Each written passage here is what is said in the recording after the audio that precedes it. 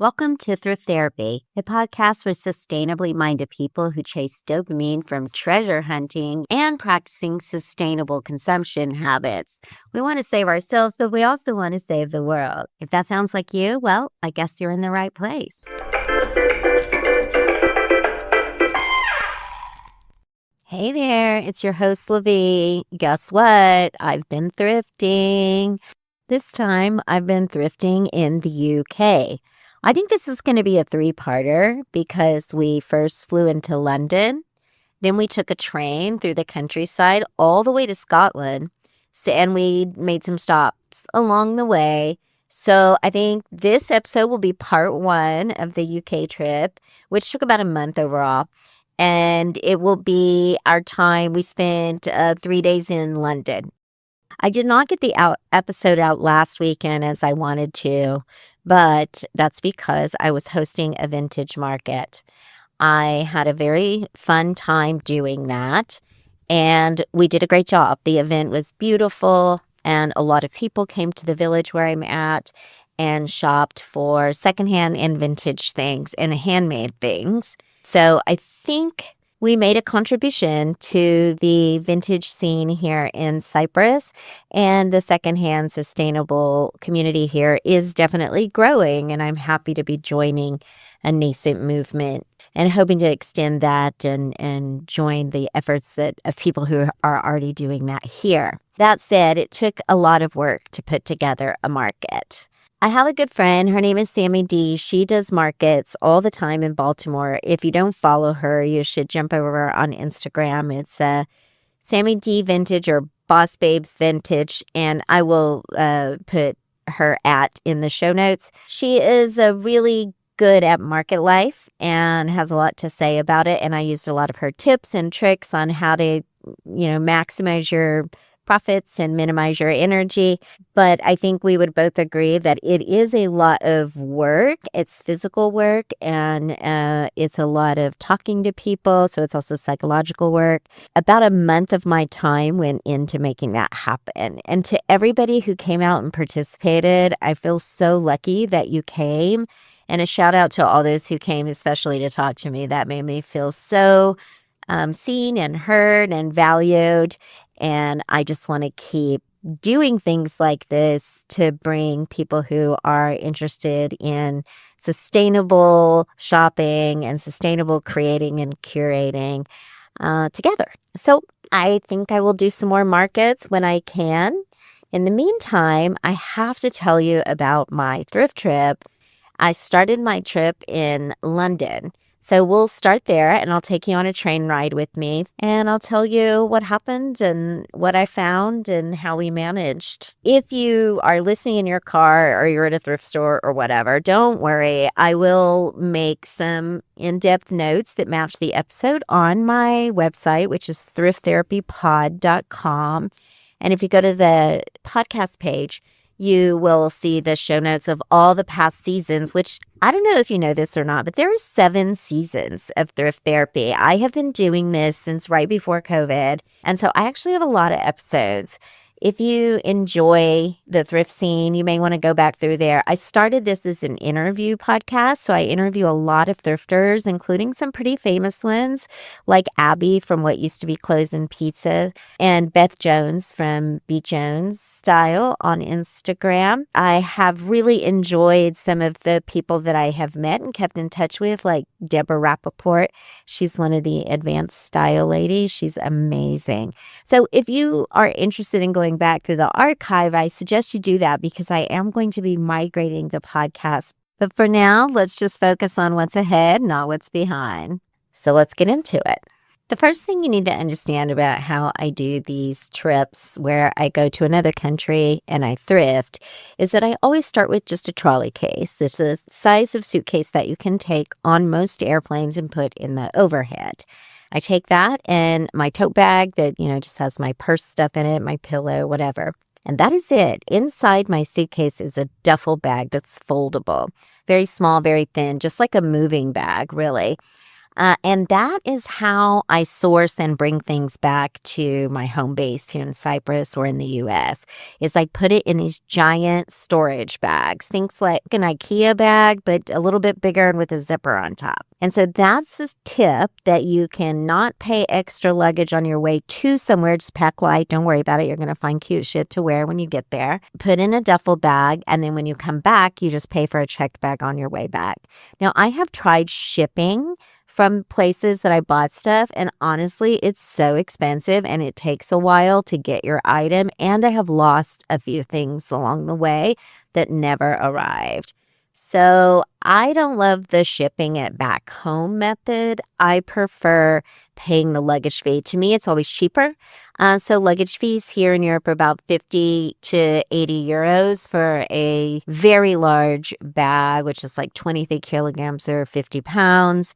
And so that usually does it for me. One or two of those and I'm good. I arrive in London that way with my one trolley case and my shoulder bag. And then we get to our Airbnb, we put our stuff away. And the first thing we do is we start looking for the closest food, grocery, and thrift stores.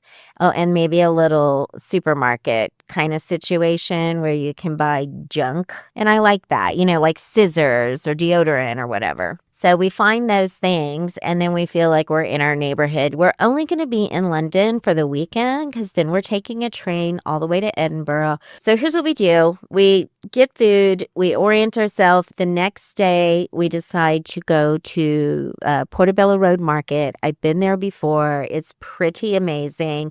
If you go to London, it's an absolute must-see market. It's gorgeous vintage all the way through, and it's just street after street after street. And there's some kind of semi-permanent vendors there who've been doing it for decades, and they have a lot of really good stuff. Now, this is not a thrift shop price sort of experience most of the time. It's going to be more like a vintage shop experience. But listen, if you dig and you hit the right tables, you can get some bargains. So right out of the gate, we get into the market and I find 3 silver bracelets on a table that I want. I collect vintage souvenir bracelets like from Germany, from France. This was kind of a big thing back in the day. And I just love them. So I found 2, one from Paris and one from Germany, and I bought both of them, and they were €5 each. So you can find deals. I also bought some watches because I want to make some jewelry with some watch heads, and those were €5 each. And then a pendant, some just various bits and bobs, which I'll put a picture of up on the website. I love that kind of dig. So I spent, I think, like €25. I used to always get a pile and say, can I give you this much money for this amount of things? Most of the time, they'll bargain back and forth with me for a little bit. And we end up maybe like from 20 to 25. Whereas if I bought them all at the price they were listed, it would be like 30 or 35. So you can get a little bit of a deal. I'm not a super haggler, but I will try 1 or 2 times to get the price to like something I'm willing to save a little money on, but still pay a good amount for. So then on to the vintage section, and I bought a hobnail sweater or a popcorn sweater. This was during the height of the fisherman style that was trending on Instagram, and I found this gorgeous vintage Irish handmade wool cardigan with like the little popcorn texture. It has like little balls on it, and it's belted, and it has pockets, like literally everything I needed in a sweater. Scottish wool. I think I paid €20 for that. And then I bought an Edwardian slip dress out of cotton with a little bit of lace trim. And I love that. I actually wear that all the time still. It's great because it's super hot here in Cyprus, and it's an excellent layering piece or just to wear as a sundress. That was €40.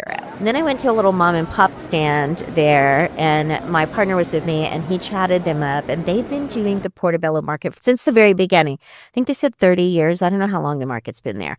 A long time. And they were super cute, and they gave us a good deal on a whole bunch of like vintage 70s shirts. So I think we bought 5 of those and they sold them to us for €5 each. And then I bought the most stunning, beautiful lace overlay dress. So it's sheer, it doesn't have lining. It's supposed to go over something or under something. It's navy and it's from the 1930s-ish. It's so gorgeous. And she ended up charging me €30 for that. It was a good deal because if I resell it, I could resell it for a lot more than that. And it's beautiful and it fits me perfect. And I actually wore it out to dinner to meet up with a friend that I have that lives in London. And I felt like I looked really nice. It was a great, great fit and a good find. So I brought that back with me for myself. And then we kept going through the market and things started getting more and more expensive. In the heart of the market, the prices go up a great deal. So I slowed down on the buying. I really didn't buy much else as we went through the market. I found a few things I thought about. I thought about maybe going back for, but we were starting to get pretty tired at this point and we stopped for food. And then that usually does it for me. I sort of go through what I already have and feel pretty good. And I don't often go back for things. But there's this one piece that's been living rent-free in my head. And it was this Edwardian cotton bustle underskirt where you like cinch the waist and it creates like some volume around your butt. I wish I would have bought that, but the lady was sort of preoccupied with another possible buyer and I just couldn't get her attention and I was hungry, so I left. I kind of wish I'd bought that, but all said and done, it was a good haul. And this was just our first stop, so I was trying to be really thoughtful. I wasn't really wanting to carry around a duffel bag for 8 hours, so we were trying to be really thoughtful about the pieces that we bought. My partner, my husband got a couple shirts and I got a few things to resell. And then I got 2 dresses, a sweater and some jewelry. And so, yeah, it was fun. It was good. So that was a wrap on that. And then the next day we went to a kilo sale, which is one of my favorite things to do. I feel like I need to do a whole episode on kilo sales. It's a special kind of thing over here in Europe. And it's where there's like an organizer who gets loads and loads of vintage in these big giant kilo bags, like 20, 30, 40 kilos at a time. And then they just rip them open, put them on hangers and put them on racks. Sometimes you pay an entry fee of like £3, but usually it's you just book in advance so they know how many people are coming, but you don't have to pay to get in. And then it's priced per kilo. And most things are like one price. So it's like £15 per kilo. But jackets might be like £25 per kilo. You have to be careful what you buy because you want to think about the weight. So it's a totally different way to thrift. You're becoming conscious of how much the dress weighs, how much the coat weighs. So buying a coat at a kilo sale is not advised because it weighs the most. You're going to pay the most at the kilo sale. Buy the coat at the thrift store or the flea market where you can get the price down. It's kind of a different art and I love it. I love a kilo sale. So we went to this one. It was really interesting because usually they're in an old building or a church or a community center or a restaurant or something like that. This one was in a mall. We had a hard time finding it. It was a really big mall. We did eventually find it after about 30 minutes, and it was really cool. So we're in the middle of a mall where there's just all these like fast fashion shops, and there are these department stores and these makeup stores, just selling you. It's super busy in the mall. Ironically, there's this sustainable secondhand fashion event going on down on the bottom floor in the center of the mall. I found that a really enjoyable and ironic experience. I think we ended up buying 3 kilos of stuff, and I did buy a jacket, which I think was dumb, but it was a really special jacket, so it was worth the silliness. And it didn't weigh that much, actually, so it ended up costing me about 20-ish. And it's a really cool jacket. I'll put a picture of me wearing it on the website because it's super special. I think it was worth it. I don't know. I try to stay away from jackets, coats, things like that at a kilo sale. I did find a bunch of really cute dresses that I've put up in my market for sale. The favorite thing I got at the kilo sale, other than the jacket, was this like trapeze shape, almost like a raincoat material. And it's in one of my favorite colors. It's like the color of an eraser. It's like puce or something. And it buttons up the front and it's got pleating. I don't know. It's just a perfect shape. It's absolutely beautiful. And I wore that thing everywhere I went, every city we went to, all the back and forth I did in Scotland. I wore that dress probably every 2 or 3 days. It's definitely a keeper of a dress. It's a workhorse dress. It goes with everything. I can wear it as a jacket. I can wear it as a dress. I can wear it as a shirt. I can wear it as a layering piece. It's amazing, and it's just a beautiful color. I'm really pleased with that purchase of all the things I bought at the kilo sale. That's the favorite one. Thanks a lot to We Are Pre-Loved Fashion. They are the organizers of that kilo sale, and we had a great time there. So I appreciate all the work that they put into that event. It was well organized and there were lovely pieces to be found. You can follow them on Instagram and I'll put their @ in the show notes as well. So moving on from the kilo sale, after that, we decided to explore the area of London we were staying in with our last day there. We went to a whole bunch of thrift shops and charity shops.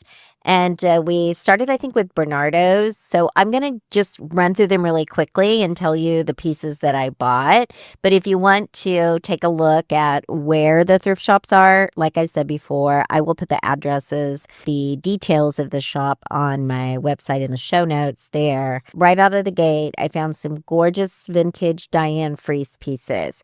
Now it was like somebody's closet that was dumped there. They had a dress on the mannequin, so it drew me in immediately. And that dress I didn't end up taking because they wanted 80 pounds for it. And the elastic was not, I don't know, it wasn't holding up. It was kind of stretched out and done for. I kept looking around the shop though, and I found 4 more pieces, but I ended up taking 2. I bought a beautiful skirt. And if you know Diane Freese, you know the style that she's famous for. It's just all these like patchwork, silk, or polyester blends. And then there's sort of mixed floral prints together. And they're very voluminous. And so I found a blouse and a skirt, and they go together really well, but they're not an exact set. So I was pretty thrilled. And I got the skirt for 7 pounds, and I got the shirt for, I think it was 8 pounds. So forget the dress. I bought the ones that were really a good steal, and I love them. I've worn them both multiple times. Even on that trip, I wore that skirt multiple times. It's a little too cold for the shirt, but I layered the skirt with leggings and boots. Voila. All right, so the next charity shop that we went to was the British Heart Foundation. I did shop around in there, and I bought the most ridiculous thing probably, but I do this when I'm traveling. So I bought a couple little figurines for the house, but I bought a giant silver metal candelabra. Now, the thing is, this is a 5-stick candle holder that goes like, it's a big one. It's tall. It's maybe like 2 feet tall, but I know that it disassembles. So I take it up to the counter and I'm going to buy it. It's 19 pounds. The guy's like, okay, no problem. And I'm talking to my husband. He's like, how are you going to fit that in a suitcase? Blah, blah, blah. He and the man that behind the counter start telling me it's impossible. And I'm like, no. And the whole time they're talking, I'm just unscrewing stuff. At some point, they stop and watch what I'm doing. And I break this whole candelabra down into like pieces that fit into one of those little tiny sustainable tote bags. And they shut up, as they should, because don't mansplain this candelabra to me. I know what I'm doing. I am an expert thrifter. I have got this under control. Here's your 19 pounds. Anyway, so I took the candelabra. It is now in my house beside my couch on this beautiful glass table that I found in the garbage. Thrifter's paradise, right? So I did buy that at that shop, which is a British Heart Foundation. The last one that we went in was a Triad. But here's the best part.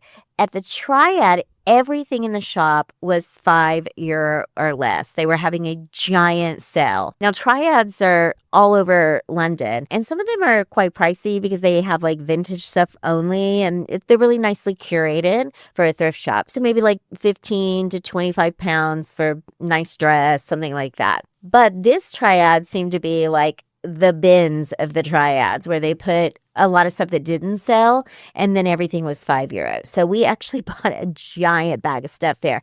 Now we have to get out the duffel bag. The duffel bag must go to York now. My husband bought this giant fur coat. It was really cold there. The day before, a big wind blew in and everything got cold. It was just jacket weather the previous 2 days in London, but today it was cold. So he bought a like fake fur coat for €5 that he wore the whole trip. He ended up keeping it. He liked it a lot. I'll show you what it looked like. It was really cute on him. And then I bought a beautiful silk 1970s hand crocheted shoulder like chemise dress with a little tie belt. Gorgeous for €5, and I'm going to resell that because it's way too small for me. We bought some really cool sweaters for the winter that we wore on the trip. I got a cardigan that I wore the entire trip. It's like a vintage Liz Claiborne cardigan. Has this gorgeous like brown tone print on it that, it's like woven print, maybe like a Fair Isle kind of print. And then it's got double breasted with like these fake tortoise buttons. Anyway, it went with everything. It matched everything. Great score. €5. Wore it the whole trip. It became like a staple because it was a wool blend sweater, and it really helped me stay warm. And then we bought a bunch of other stuff that I don't remember at this point, but I know that it was a giant bag of stuff. I'll have to go back through it and see what was there. I don't even recall because it was mostly winter stuff, and now it's super hot here. That being said, that's a really good triad because they do a lot of sales there. And so it's like 3 or 5 or 7. And I've heard that sometimes everything is €1. I don't know if that's true, but it's worth checking out. I will definitely put the link on my website to where that is on Google Maps. So you have to check it out the next time you're in London. Then it was off to York because we had to catch a train around, I think it was 5 p.m. We caught a train. The next day, we ended up getting on the train, and we went about 2.5 hours train ride to York. York was just something I randomly picked from a bunch of different Pinterest blog posts I read about going through Scotland by train from the UK. And there are all these recommended stops. So I was looking in and I was like, okay, this one, let's do this one. I picked from like 4 different possibilities that I was thinking of. And York ended up being one of my favorite places I've ever been. If you are planning a train trip in the UK and it goes past York, you should stop for sure. Now, we only spent 48 hours in York, and I really wish we would do more. I would love to go back there and spend a week. It's like a fairy tale place. Every part of it's beautiful. And it's ethereal. And it's almost like, entering like something from the Lord of the Rings movies. It's absolutely beautiful. I'll put a few of my favorite pics up for you to see at thrifttherapypod.com. I just want you to see how beautiful this place is. And the thrifting was actually really good. I went to a couple spots. I will list them with the addresses by city in the show notes on the website. It'll have like the name of the shop, the address, and it'll say if it was in your UK or if it was in London or if it was in anywhere in Scotland that I'm about to tell you about. So I went to a lot of shops in York, but there were 3 shops that really hit. And one of them was so great. I bought so much stuff, and I bought this beautiful vintage umbrella with this like lucite kind of pearlized handle. And I really needed an umbrella because it rained while we were there. And I used it. And I have some adorable pictures of me with this umbrella. But then I promptly left it in the hotel. I forgot it on our way to the next place. My husband did try to get the umbrella for me. They did ship it, but then it never arrived here in Cyprus. I've never seen the umbrella again. So sad. I paid £20 for it. It was a beautiful, beautiful umbrella, and I'm glad I got to use it, and I'm glad I have cute pictures of it. So I think I'll post those as the cover of the podcast episode because it's an in memoriam kind of photo montage of the umbrella I left behind. Don't you hate that? You do all this hard work to find the perfect item, traipsing all around town with all your bags in the rain, find the perfect umbrella, and then leave it behind. I hope someone gets it and enjoys it. One of the things that I bought, other than the umbrella, was I bought this insane, I don't know that it's vintage yet, but it's a past season of Fendi. I don't know if you remember the monster seasons of Fendi, where they had like the bug bags that were little monsters, the shoes that were monsters, and the purses, the peekaboo purses with little monster eyes. Anyway, it was like a whole theme, right? It's one of my favorite seasons of Fendi. It's just so fun fun and cutesy. I found a hat. It's a bucket hat with monster eyes on it with little furry eyebrows. Oh my God, it's so cute. Well, I couldn't resist it. There was this designer luxury secondhand shop. And when I saw the bag, I kind of blacked out. They ended up selling it to me for 75. I think it was in euros, actually. I don't remember if it was in euros or pounds, but they marked it down a little bit for me and I appreciated that. So I bought it and I wore it on the train. So, because when you buy a hat, you just got to wear it. Like, where are you putting it? It's not going to go in your suitcase. It's going to get crushed. So I bought this hat. So I had to wear it. Yeah, it got a lot of looks for sure, but she's cute, and I'll always remember her from York. Moving on, packing up, getting on the train. This point, my husband and I both had colds. It was rainy and cold. I mean, literally under 10 degrees every day, pretty much. Overcast. I didn't care that much because it was just so beautiful. I was enraptured and having a wonderful time. I wasn't letting the cold slow me down, but my husband he got knocked out by the cold. So after we left York, it was pretty much a solo trip the rest of the time because he stayed indoors. Because we're not feeling well, we decided to skip our second stop and just go straight to Edinburgh. It took us a while, maybe 4 or 5 hours to go to Edinburgh. We slept on the train. Trains are really, really comfortable. So I prefer them to flying because riding on a commuter train between these cities, a travel train, they're pretty luxurious and you can pay for like a first class experience. You don't really need to, though. I think the middle tier is good. You get Wi-Fi, you have a comfortable seat, you can get a seat with a table. Like it's a really comfortable experience, much more comfortable than an airplane. So I prefer to take a train whenever I can. So we slept on the train and we arrive in Edinburgh and we end up having to take a taxi to our place because we were staying in a borough of Edinburgh where I wanted to be because it had the most charity shops. So what I do is I get on Google Maps, put in the address of a couple of Airbnbs. I ask them for the address and I put it in and I see how many charity shops are there. And then I pick the one with the most charity shops around it that's also the closest to the city or public transportation. We get to our Airbnb and we are in a swanky part of town. Let me tell you, these buildings look like walk-up brownstone buildings in New York, except the brownstones are these giant, massive, hundreds-year-old stone, really, really beautiful places. We were staying in probably what was the servants' quarters of one of these big walk-up apartments that are just so gorgeous. And it was really beautiful in there. We enjoyed our stay there very much. Super comfy bed. And my husband stayed in there the whole rest of the time. He didn't see anything in Edinburgh. But let me tell you, I put on my sneakers and I put tissue in my pocket and I put some allergy meds up my nose and I got to work. I guess that brings us to the end of this episode since I've told you about our weekend in London where we went to Portobello Road Flea Market. And the next day we went to the kilo sale at the mall. And then we spent a day thrifting. And then now we're catching the train. So I guess you will have to tune in to part 2 of our UK trip to find out how the train ride went for us. All right, stay thrifty, everybody, and we'll chat soon.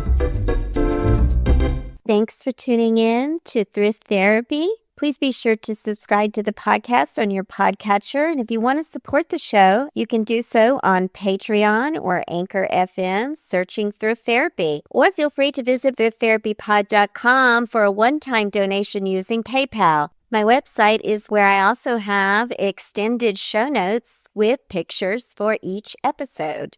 If you're feeling extra excited about the show, please rate and review on iTunes and tell a friend. Stay thrifty, everybody.